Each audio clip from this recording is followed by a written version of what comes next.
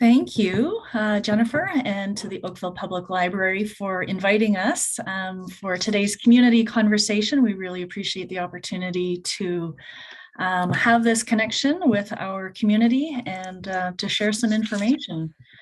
So as Jennifer mentioned in the introductions, my name is Andrea Rowe, and I'm the Director of Sustainable Environments for Halton Environmental Network. And joining me this afternoon in this conversation is Tricia Henderson, Climate Action Coordinator for the town of Oakville. And together we lead a program, a collaborative program called Oakville Ready. So over the next few minutes, over this conversation, we'll have some information about more of the program and its purpose, which is to create a more climate resilient community and, if needed, respond to extreme weather events. So as you can see, Tricia and I have a bit of an agenda. We'll give you an overview of the Oakville Ready program and also provide some common understanding of the terms. Is it not changing? It's not changing, sorry. Oh, okay. What is happening? Let me stop sharing. Well, it's just the agenda slide at this point. So let me stop sharing and see what's going on.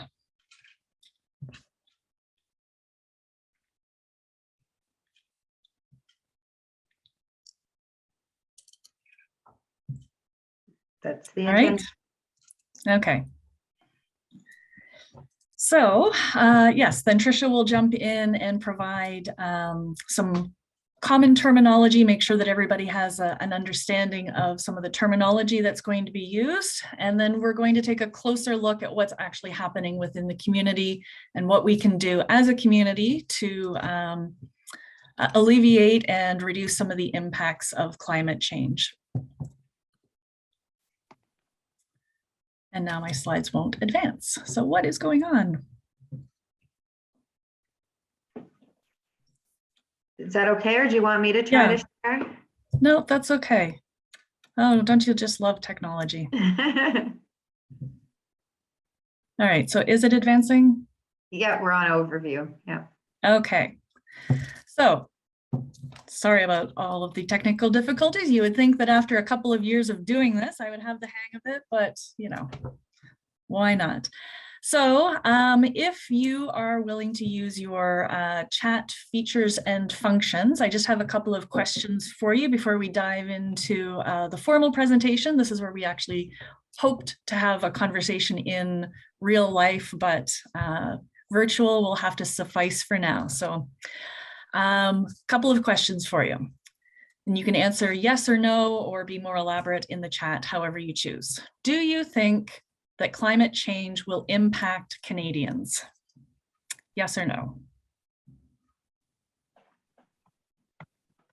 And if Jennifer or Tricia can let me know what's happening.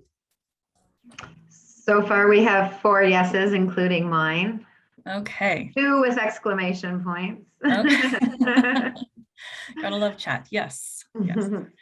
Next question, same drill, yes or no, or more verbose if you so choose. Do you think climate change will affect you personally here in Oakville or in your life, wherever that might be within Southwestern Ontario? Absolutely, yes. Yes. Lots of yeses. Yeah. So do you ever talk about climate change, whether it's with your family members as part of the work that you do? And you can give us a little bit of information here other than just yes, no, if you want to. Again, question, do you ever talk about climate change? Or if you want to give us a sometimes, often, how much is it part of your thinking?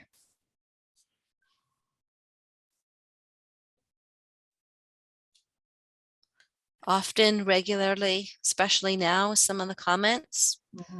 Yes, from time to time. Okay.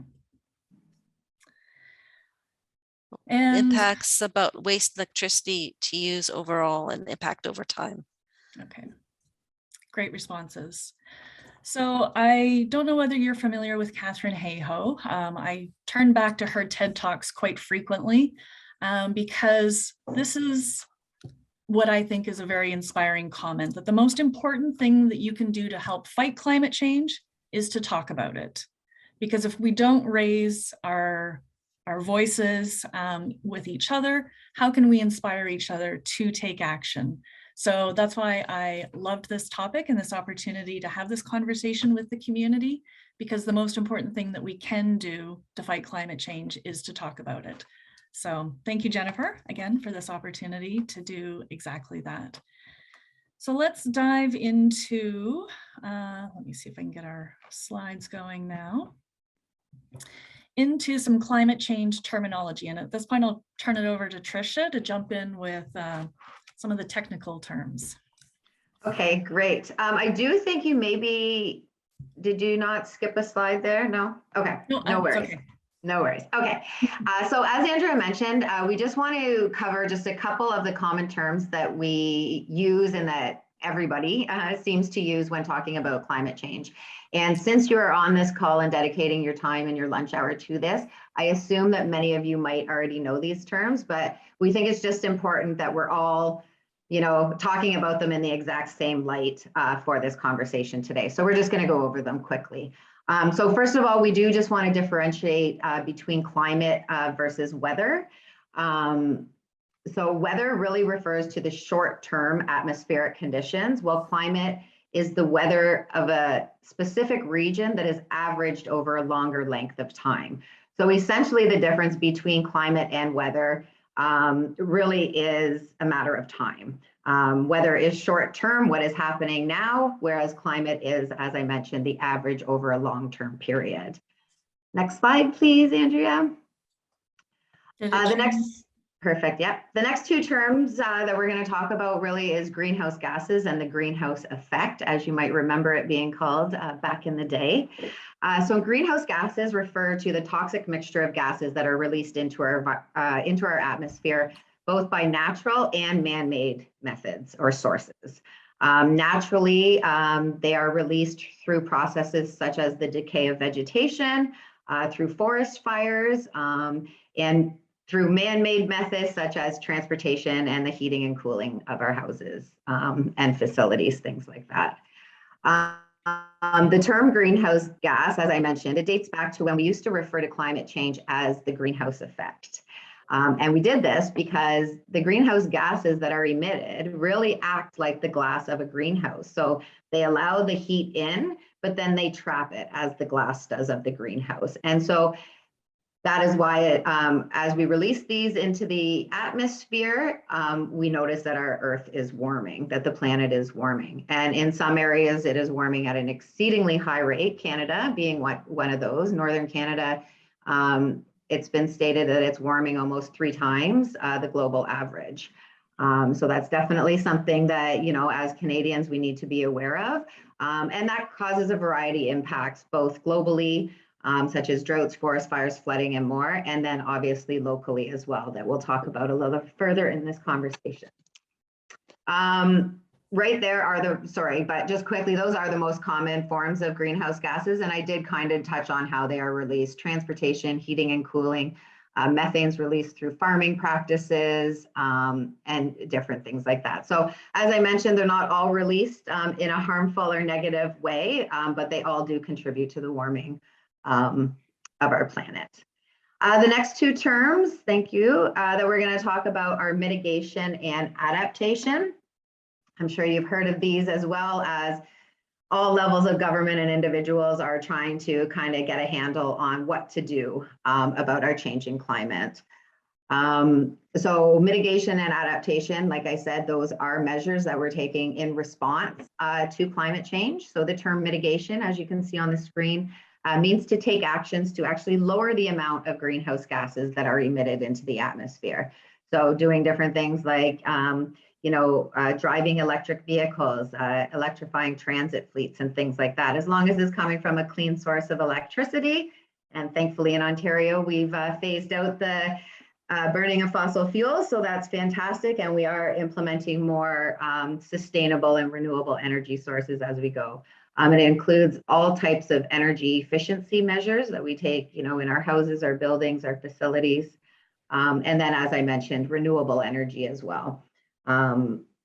which, you know, around here we do see a lot of solar happening. And, you know, as we get to the outskirts and the more remote locations, even here in Ontario, we see full-on solar farms, and we do see wind farms as well, which is fantastic. Then the second term that we talk about is adaptation, and adaptation got a bit of a bad rap there for a couple of years because people really thought, you know, if we're already adapting to the changing climate, that means we're not, you know, trying to do anything about our emissions. And that's simply not true. But we are at a point, and we have been at a point for, you know, a decade or more now, where we do need to adapt to the changes that we're already seeing. And that's where adaptation comes in. And adaptation has so many benefits. You know, huge benefit that we're seeing is going back to the way we used to do things and using natural systems and natural areas for flood control, and, you know, using tree plantings for air quality control and for, you know, again, stormwater control and things like that. So when we talk about adaptation, it's, you know, looking at what is happening. We're already seeing, you know, say rising heat and increased flooding, and taking actions to protect that, like amping up our emergency management plans and our flood protection plans. You can see in the middle there, there are many actions that serve both purposes. They're like win-wins, as we like to say. It's even better when we can say win-win-wins, which I think we can say here, because a lot of what we're doing, we're protecting environment, we're protecting human health and safety. But you can see in the center here, and I did kind of mention tree plantings. They're great for, you know, cleaning the air and sequestering a lot of the carbon that we release. So it has great mitigation features, but it also has great adaptation features. If we're planting native and the right kind of vegetation, it can have extremely beneficial stormwater. You know, it could also have local food security type of benefits, and you know, bees, butterflies, all of that great stuff. And I just see Andrea smiling because trees and nature is her thing. So again, those are the two terms I really wanted to talk about there. And that is the quick lesson on common terms of climate change. So thank you. So now we're going to get into the impacts of climate change. I did touch on them briefly in that last slide, but we're going to go a little bit further. And first, we're going to talk about the global impacts. So as we know, the impacts of climate change, they vary in the type of impacts, right? There's drought, there's forest fires, there's, you know, famine, there's a lot of different things. And they also vary in the degree of, you know, how impactful they are and how severe the impact is across the globe.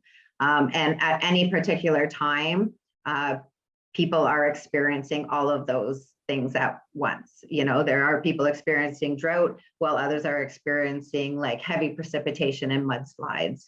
You know, some are experiencing extreme cold while others are in heat alerts and things like that. So these impacts, it's not like we're just trying to tackle one thing at one point. The impacts are very far reaching, and obviously they differ from region to region. Just not a few weeks ago now, but in mid-March, so about a month ago, in East Antarctica, they experienced temperatures that they say 70 degrees Fahrenheit above normal. And that caused the first ice shelf, which apparently was the size of New York State, to collapse. And this was very unexpected. As we know, there are many scientists that are studying the ice shelves and things like that. And this was still very unexpected for for them. This was out of the normal for sure. Apparently, East Antarctica is the colder side. So what they're saying too is this could be very catastrophic if it happens on the western side as well, which is pretty much prone to happen since that one ice shelf did collapse. So this is not only catastrophic to immediate, you know, people in very close proximity, but this could have devastating effects and rise sea levels, you know, across the world. And we have very, very vulnerable communities and very, very established communities living in coastal communities everywhere.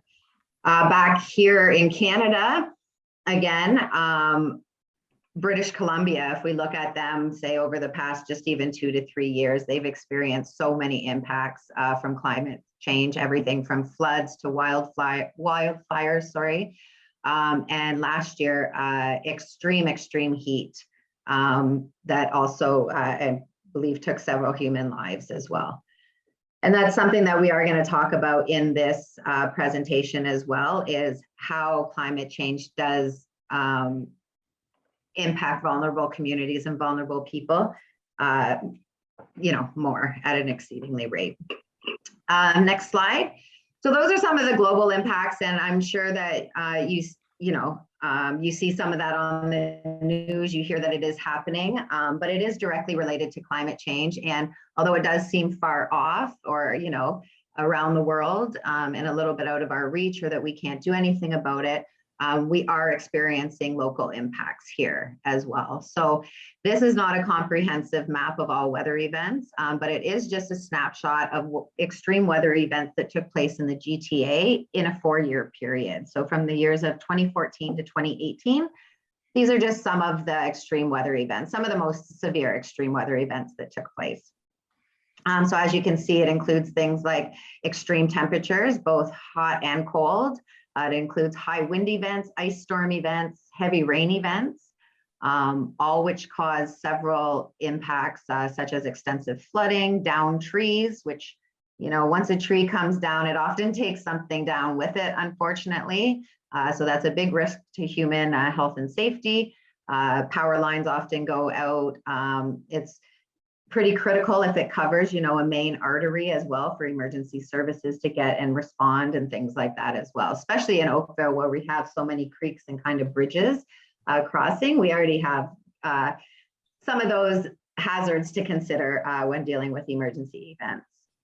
And like I said, one thing that we really do want to consider is how the impacts of climate change impact the most vulnerable populations first. So as we know, those that are suffering from heat stroke or from the cold, they're obviously not living in houses with heating and cooling, right? And we need to take that into consideration.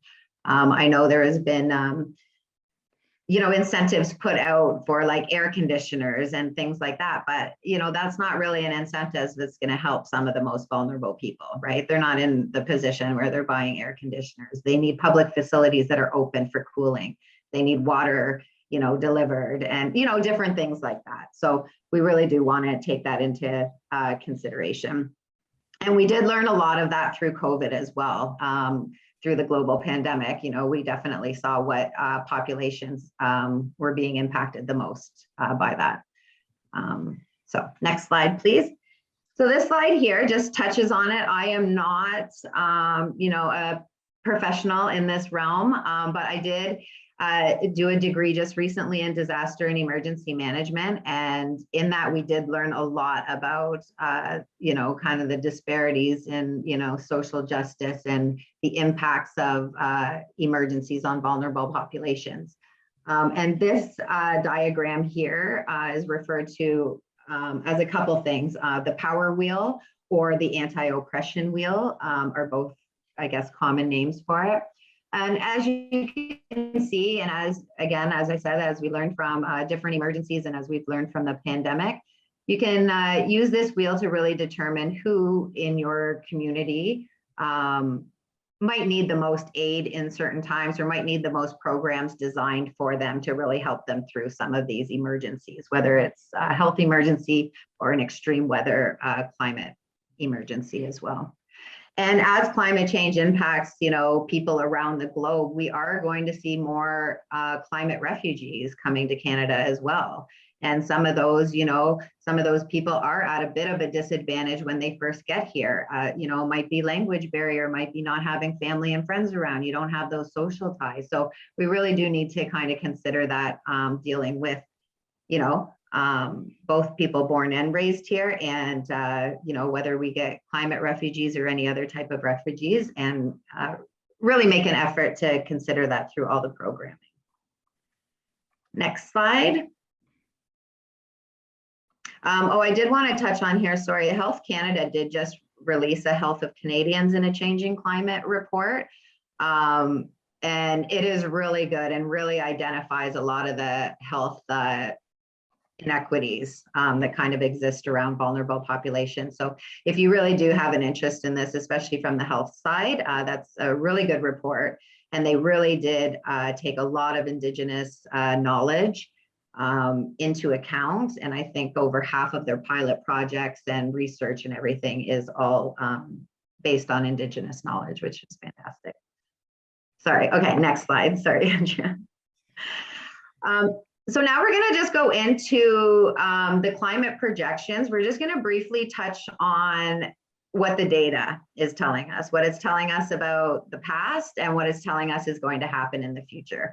And so, it's very important to look at the past events and to see what has happened in the past, but we really do need to look at the future so that we can plan and design for what our future is going to look like climate-wise.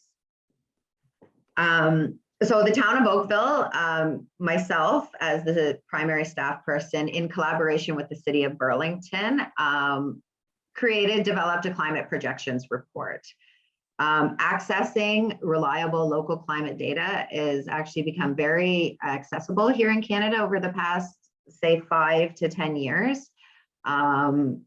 With a lot of data released by the Ministry of Environment and Climate Change, Health Canada, and several other organizations. So the majority of data that I'm going to present in the next couple slides and that makes up the majority of this report comes from Climate Atlas CA, which is a platform from the Ministry of Environment and Climate Change. So it's all very reliable, trusted resource, and it's been used to form many Canadian municipal climate plans. So it's what all our colleagues are using around Canada and the GTA to create their plans. Thank you, Andrea, for putting that link. She put the link in the chat. And honestly, if you are keen at all, it is a really interesting website. So for the report, we have over 40 different variables. As you can see at the bottom of the screen, at the bottom of this picture, you have those 5 icons. Under each of those icons, hot weather, cold weather, temperature, there's at least 10 to 15, 20 different variables under there. So you can look up anything from, the length of the growing season to how much ice might fall to precipitation, hot, cold, all of that type of stuff. And it comes out in really easily readable and digestible data. So you can see this side column here under where it says Burlington. It'll tell you, okay, in the baseline year of 1976 to 2005, there were 16 days that were above 30 degrees. But then when you jump to, say, the time frame of 2050 to 2080, it's projected to be almost 61 days. So that's quite significant right there. And then it'll print out a nice little graph and things for you. So between the two of us, we did that for over 40 different variables that we thought were the most significant for the area that we live in.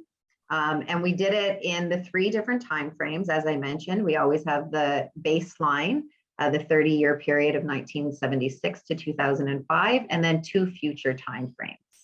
And then we also do it under high and low greenhouse gas emission scenarios. So what that means is, and you can see it on here. On here, I think it just says more or less greenhouse gases. So the data that I'm going to show you is with more greenhouse gases. And unfortunately, that's just business as usual. If we were to go to less, if I were to put it on the less greenhouse gases, that would mean globally, we have made significant cuts to our greenhouse gas emissions. And unfortunately, that's just not taking place right now.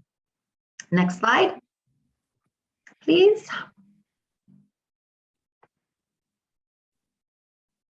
Did I jump to? Nope, there it's, yeah, it's good. So this infographic really just depicts some of the most significant changes that we have seen and that we are expected to see in regards to temperature. So as you can see, the summer temperatures are going to rise significantly, which we know. The bottom little graph there says they're going to be increasing so much, like tenfold, by the years 2050 to 2080. So that is quite significant, and that's what I just showed you in the last slide, going from 16 to 61 heat alert days. Another important data point to note is the increase in year-round temperatures, and especially the winter temperatures. So as a Canadian loving individual, this one makes me a little bit sad, but it is predicted that the average winter temperature is going to be above freezing within this time frame of 2050 to 2080. And as it warms over, the next couple of decades, as it warms, only a few decades, I guess, we might see, we're going to experience more freezing rain and ice storms events because we'll be hovering around that freezing point. And as we know, ice storm events and freezing rain events can be very detrimental. I already mentioned Northern Canada is known to be warming 3 times the average rate. And as we know, that can have serious effects on most vulnerable people, those living without the relief of cooling or accessible potable water, and even those with existing health conditions. We used to always warn people of heat alerts and health alerts, and we would always put, and this is on, Health Canada and Halton Region Health, and they would always say, it's for the younger people, the older people, and then for those with pre-existing health conditions. But over the last decade, there's been a lot of research to prove that, kind of 16 to 28-year-olds suffer quite a bit too. And it's a little bit because they probably think they're more invincible. Maybe they're not taking care of themselves quite enough. They're working in high, say, energy jobs, like field work and, different things like that, and exuding a lot of energy. And that, heat, hospital visits and heat stroke and things like that, that was one of the populations that they really wanted to kind of target and warn. And I know the town of Oakville does a little bit of that too with their gardening staff as well. So we know the impacts of the rise in temperature are going to be great, and they impact everything from human health. They impact the type of programming that we can provide at the town. It impacts our urban forest stands, all the vegetation, all the fruits and vegetable gardens, everything like that. It also impacts biodiversity, and it does increase the presence of some nuisance and invasive species. You can see on this infographic, there's a lot more impacts that are discussed there. But we'll just keep it at that for now. One thing that we're going to get to in the next slide too is the impact that it has on infrastructure, such as bridges, roads, and things like that the town really needs to consider. Great. So as we discussed in the common terminology, we know the rise in temperature is directly related to the emissions being released on a global and local level. So the town is taking a lot of actions. This is just a really high level snapshot of a couple things, but the town has developed both corporate and community energy management plans to help reduce both their energy use and the emissions released by that. Corporately, it's town facilities such as all recreation centers and arenas are utilizing the most energy efficient technologies that we can, and every new building or facility that is constructed, it just keeps getting better and better, and they're implementing things like renewable energies, geothermal heating and cooling and different things like that. And fortunately, they're taking advantage of a lot of government funding to do so. The government of Canada just recently re-released their plan, and they're getting strict on their 40% cut in emissions. And so we do believe a lot more funding will come out from there. So they have committed to a 40% reduction by 2030. And, to get Canada to meet that target, it really, like, a lot of it really does fall to municipalities, like to the province and then to municipalities. We own the roads, we own the buildings, things like that. So municipalities and big business, I think, is kind of the way to get there. The town is also installing a lot of electric vehicle chargers all across town, again, with funding from the federal and provincial government. So we are trying to help residents reduce their emissions and, make purchasing electric vehicles a bit more feasible and convenient. Again, with funding from all levels of government. Oakville Transit is also electrifying their fleet, which is fantastic, and that'll take place over the next couple of years as they kind of phase things out and build all the infrastructure that they kind of need. Luckily, when they built their new transit facility not that long ago, they did have the foresight to think, where they were going to put chargers and different things like that. So they are in good shape there. The pie graph that you see there is just a snippet from the community energy plan. So that was developed over the, say, last 5 years with the town, but a variety of big business in Oakville. So a lot of different stakeholders, community stakeholders, volunteer groups, and then a lot of the big businesses in town. And they've really sat and put their heads together and thought about how they can, on a community level, reduce their emissions as well. So you can see here, transportation and residential take up a huge chunk of the pie, as we say. So the town is looking at doing things like a home retrofit program. And again, we are going to need to take into consideration, building one that is equitable for everybody.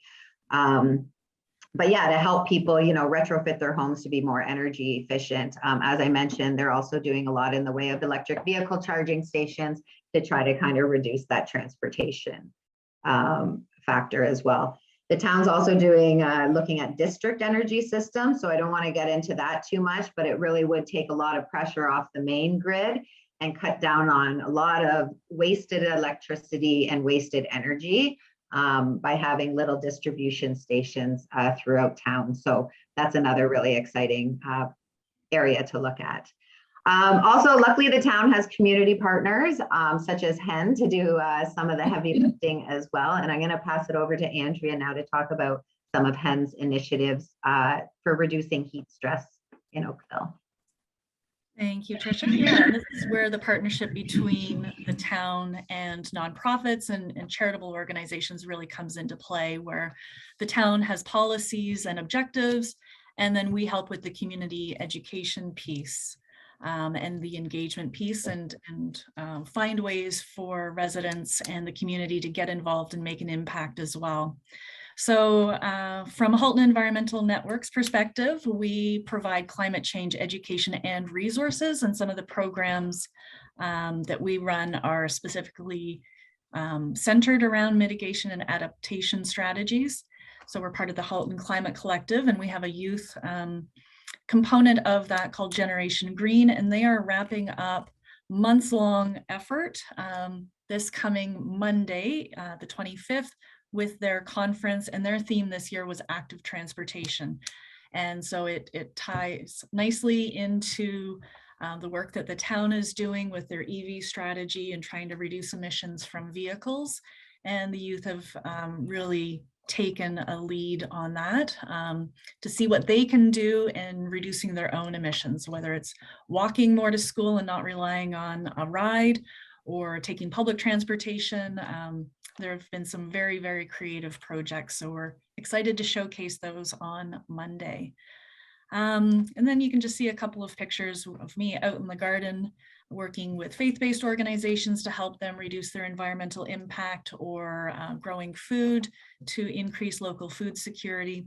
And part of the work that we do is also looking to protect our larger food system, not just the ability to grow our own food, but to help have a healthy ecosystem, which means clean water, uncontaminated soil, the access to farmland.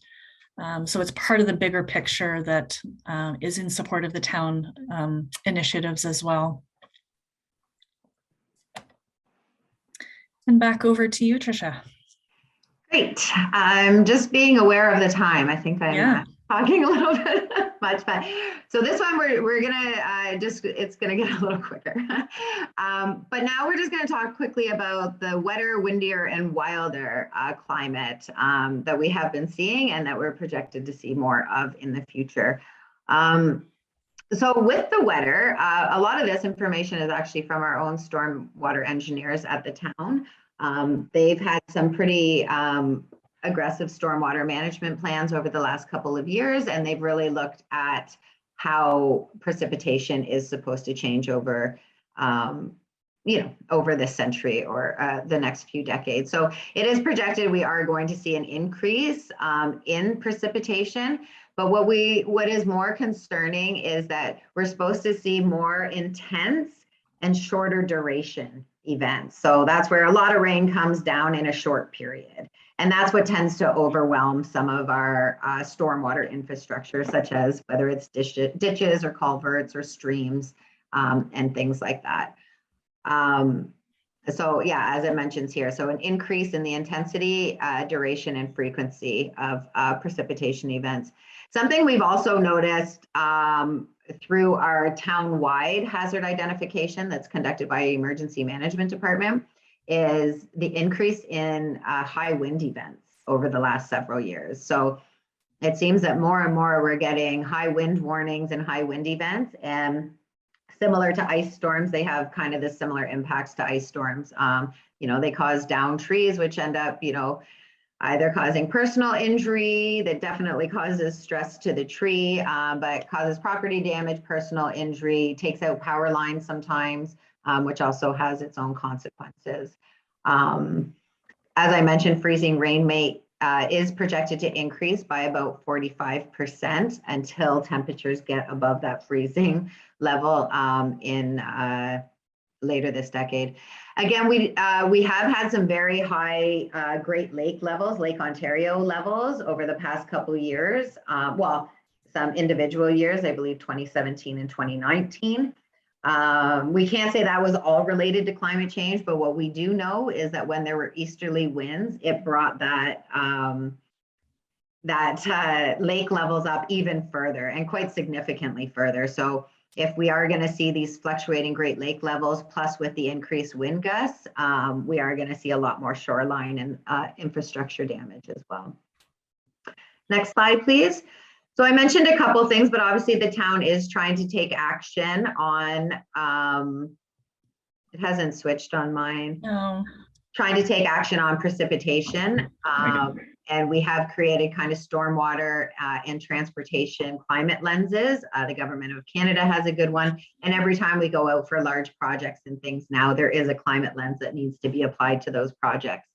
We just redid our asset management plan. It has a lot of climate change considerations into it, not only for our hard infrastructure, such as our roads and bridges and things like that, but also in our natural assets. So natural assets are things such as our rivers and our creeks and our forest stands and, just our green fields and things like that. So we are putting a monetary value on those because, as I mentioned, those are providing stormwater functions, those are providing air quality functions, and they need to be evaluated as such, and they need to be treated as such.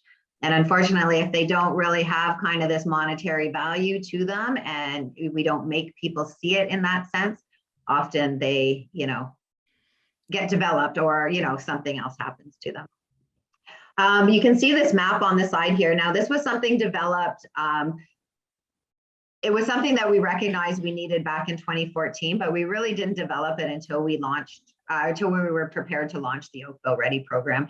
And it's simply a map of the town of Oakville that highlights where all of our critical infrastructure is, where all of our potential flooding sites are, where our population densities are, where our ATMs are, our train tracks, like pretty much all critical infrastructure, communications, daycares, faith organizations, fire halls, all of that great information in there. And then we can really get a picture of the town to see where our most vulnerable areas are, or what areas would be served best with a program such as Oakville Ready, which we'll get into in the next slide. Andrea, now we're going to talk about what HEN has done in regards to increased precipitation. So yeah, in response to more rain and intensity, we are looking at increasing the number of opportunities to allow that storm water to infiltrate into the ground rather than causing flooding hazards. So one of our newest programs is called Depave Paradise, where we literally rip up asphalt. As you can see in this picture here, we've removed an entire driveway that was in disrepair, and the church decided that they really didn't need that second driveway. We rip it up and we replace it with plants. We created a new garden. We added shrubs and wildflowers and grasses, which has lots of benefits, including increasing the permeability and allowing that stormwater to infiltrate into the soil, reducing the risk of flooding in that area. So we're helping to sequester carbon, we're increasing biodiversity, giving people a chance to reconnect with nature, and providing the mental and physical health benefits that go with that. One of my favorite new personal projects is to create rain gardens on residential properties by taking the downspout water that comes out, and rather than turning it onto a driveway and allowing it to run down the driveway where it goes into the stormwater management sewer, how can we create a rain garden and allow that water to all be infiltrated right on the property? Obviously, we don't want it going back towards the house where it might pose a flood risk within the residential building, but there are lots of creative ways to create rain gardens on personal properties. And as Tricia mentioned, with the increase in temperatures, we are seeing more invasive species. So we are actively working on removal projects, specifically as it relates to water, with Phragmites, because they tend to grow in ditches or other stormwater areas, or near ponds and on shorelines. And it really destroys the habitat in that area and impacts a lot of species and ecosystem benefits as well. So let's jump into, the title of our program, our conversation today was Oakville Ready for Climate Change. And so Oakville Ready is really a program that's been put in place between the two organizations represented here today, the Town of Oakville and Halton Environmental Network, to help with the preparedness for extreme weather events. Sorry, I didn't mean to cut you off there, Tricia. You can take over now. Yeah, no problem. Yeah, so as Andrea mentioned, the Halton Environment Network and Oakville came together in about 2018. Many talks before that, but about 2018 to put this program together. And really it is to help the community. So what we do want to make obvious right here is that, sorry, I was just reading the comment, is that what we want to make you aware of here is that Emergency Management Ontario, Halton Region, all emergency management departments expect you to take care of yourself and your household for the first 72 hours after any type of incident, obviously not a house fire. So you are responsible for having enough food, enough water, enough medication, enough dog food, enough things for you and your household to get through 72 hours on your own. Now, obviously, if you are seriously hurt or someone is seriously hurt or in severe distress, always call for help. But it is the first 72 hours where paramedics, where emergency personnel are the most needed and where they are the busiest. And that's why they do ask for individuals to take care of themselves. So you can see that first picture there is Halton Region actually, talking about, is your family prepared? So yes, know your risks. We showed you the map of what's been happening in the past. We've told you what is projected to happen in the future. And so make a plan. What would be, if your house were to flood or you did have an extended power outage, what would be your plan? If, your children are at school, your husband's at work, and you're home, where are you guys going to meet? And I have to say, Emergency Management Ontario has a great family kind of evacuation plan that you can fill out online, and it's so easy and convenient, and actually a really kind of fun family exercise to do. As you can see on the side there, it's just a quick snapshot of some of the things that you might want to have in a handy location if something were to happen. And again, from the whole equity standpoint, this is one of the reasons that Oakville Ready is so important, because we do have vulnerable people in our community, and we can't ask them to be super prepared for things if they're living paycheck to paycheck already. They're not going to be able to have extra batteries or an extra cell phone battery or charger on hand. They're not going to have extra food and things like that. So that's why we really are trying to get the message out of being prepared, but also have a place that within that first 72 hours, people that are underprepared or that haven't had a chance to prepare, they do have somewhere that they can go for a little bit of momentary help. And it is, we can go perfect. And I do want to stress that the Oakville Ready hubs, we will get to it, but we have 8 right now in Oakville. They're only there for short-term relief. They're there for you to go and charge a cell phone, to go get a hot cup of tea, to go there and call somebody, you know, if you need help, or to, you know, just to go and get a handle on the situation. The leaders at each of these hubs will be in contact with the town or with emergency management. So they will be able to provide, you know, knowledgeable information on the situation at hand. So we've put it into place, obviously, because we've seen the rise in extreme weather events, and because we've seen the need within the community, and in doing that vulnerability mapping of, you know, where help can be needed. Next slide, please. So as I mentioned, we do have, initially to start, we had 7 hubs. I believe now we're up to 8 with a couple more that want to be onboarded. Due to the vulnerability mapping and the interest from these faith organizations, most of our hubs right now are in South Oakville, but that is where we have the most mature trees. That is where we have the least amount of stormwater infrastructure. And that is where we have so much development taking place, that a lot of permeable surfaces are now being hardened because houses are getting bigger, driveways are getting bigger, and things like that. So we are expanding to the north. We do have 2 to 3 sites that we hope to onboard shortly in the north. Next slide, please. We did provide each of the hubs, and we had several kind of training sessions and things like that to equip the hubs with information that they need so that they are prepared to help others. One of the big learnings is that they really need to have their own house in order before they can even try to help anybody else. So, you know, we've taken a look at their facilities, and even like we've talked about their home life as well. Okay, so you're not at work, but you're going to get called in to open this hub. Like, is your family prepared, right? And are you mentally prepared to be helping somebody else if you're worrying about somebody at home and things like that? So we really have tried to have a lot of conversations and provide a lot of help to these hub locations. But they are faith organizations, and they do this on a regular basis. So it's not like we've had to, you know, like, they know what they're doing, and this just provides them another channel. So as Andrea said, this is a program to help people be prepared, but it is also a program to help respond to the community in need. And just the side here, Andrea has done a great job, and we do have a social media campaign going out to, you know, try to educate the public and help prepare the public for future events.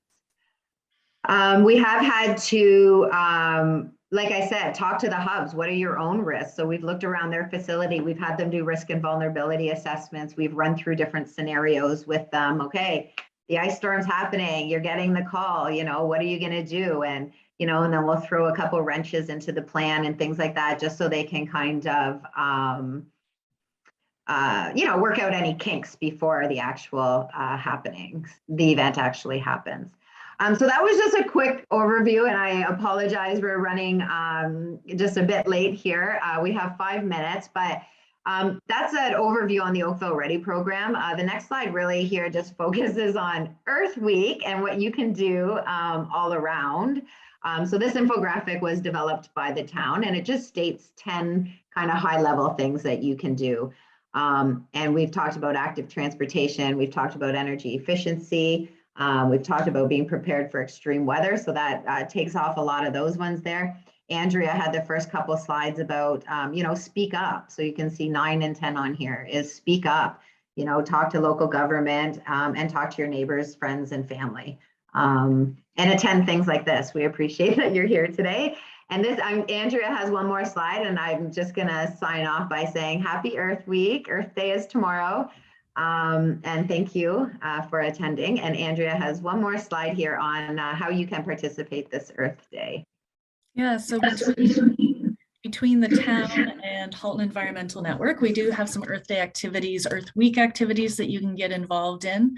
And I did see a question in the chat about getting involved in invasive species removal activities, absolutely. The following slide is our contact information if you want to get in touch to volunteer with any of the work that we're involved in, or if you have suggestions about other activities as well that you want to initiate, please bring them to our attention. If we can support, we absolutely will. If we can connect you to somebody who's already doing the work, that is part of speaking up as well, as just letting your passions, your interests, your areas of opportunity, your skill sets, make them known to us. And the more we work together, the better our community will be, the more connected we are, the more we can help each other in these times of opportunities.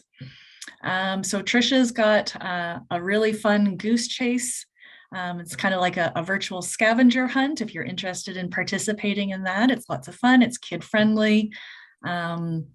We have some native plant sales coming up if you're looking to introduce some more biodiversity to your property. Please stay in touch with us, follow us on social media, and you can find out about how to plant some native species on your property. We have a movie night coming up if you're interested in watching a film and then staying to chat with us after. Friday night movie night. The film is The Seeds of Vandana Shiva, which I am super excited about. It's speaks to my heart about the need to protect our food system and the ability to save our own seeds, to plant them again.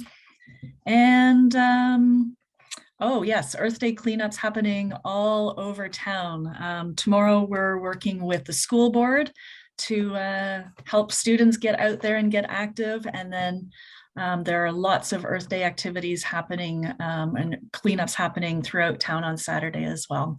So hopefully that gives you lots of different ways to get involved. Stay in touch. I will advance to the next slide just so you can see our information.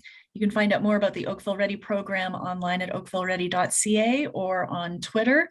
It's our only form of social media right now, but we do, through the town and through Halton Environmental Network, have Instagram and Facebook as well, that you can find out more about other initiatives connected to, but not necessarily just Oakville Ready. So please do get in touch with us. If you have questions, we can open up the chat. If you're able to stay for a couple more minutes, we'd love to have the conversation part.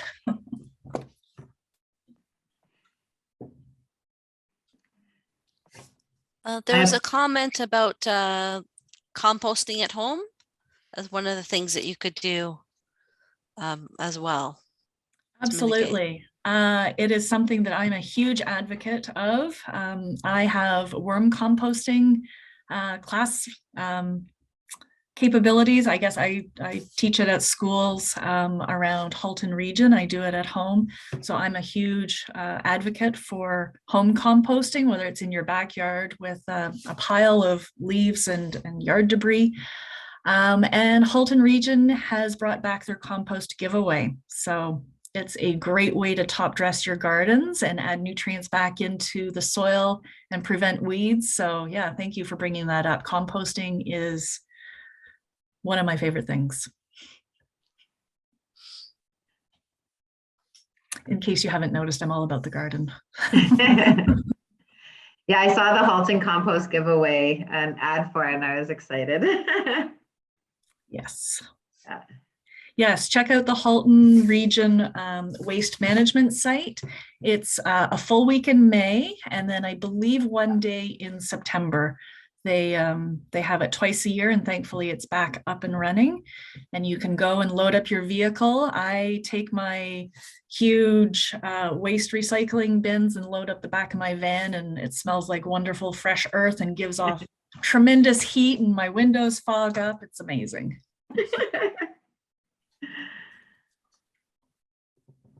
Good to know. Yes, Burlington, the city is doing a tree giveaway for anybody joining us today from Burlington.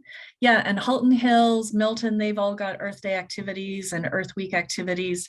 I will be next Saturday, April 30th, at one of the Halton Hills events where they are doing another compost giveaway. So if anybody happens to be joining, I can't remember what their operations center is called on Trafalgar, but they're doing a compost and EV showcase on the 30th.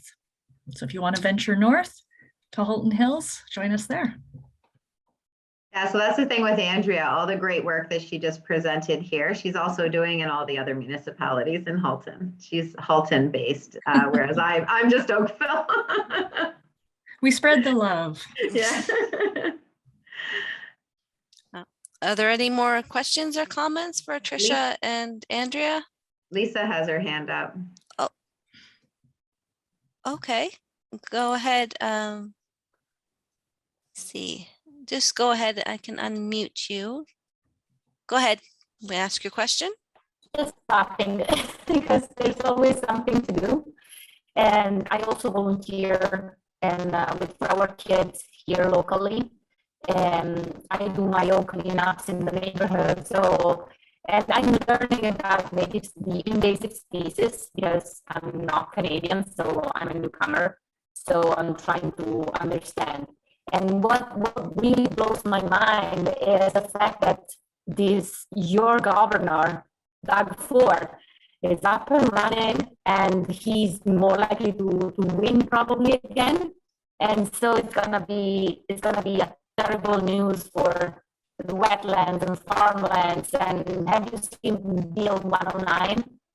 Like I was reading this morning about Bill 109, so like, oh. So I'm not a citizen yet, so please don't vote for you guys. Please don't vote for him. Yes, as an organization, we try and stay out of the political sphere of things, but that doesn't mean that we don't have an opinion on the detrimental effect of more highways and increasing the number of vehicles on the road and paving over wetlands and building bridges through environmentally sensitive areas. So yes, I personally have a strong opinion on the matter, and I will use my voice and my vote accordingly. But it is important to also educate the public and raise awareness about these things. So thank you for bringing that up. Yeah, no, I'm trying my best. Like I cannot speak too much because if I find a person that is maybe angry, it would probably say, "You're not even a citizen. What do you care?" So, but I'm trying to educate myself because politics is new for me here. So I'm trying to understand all the parties and no. But since we had like a conservative kind of government here, so that was easier to understand. Because yeah, if you want to send me an email after, I can give you some information on invasive species and point you to some resources as well. Yeah, thanks. Also because the one that you were actually talking about, the fragmented, sorry,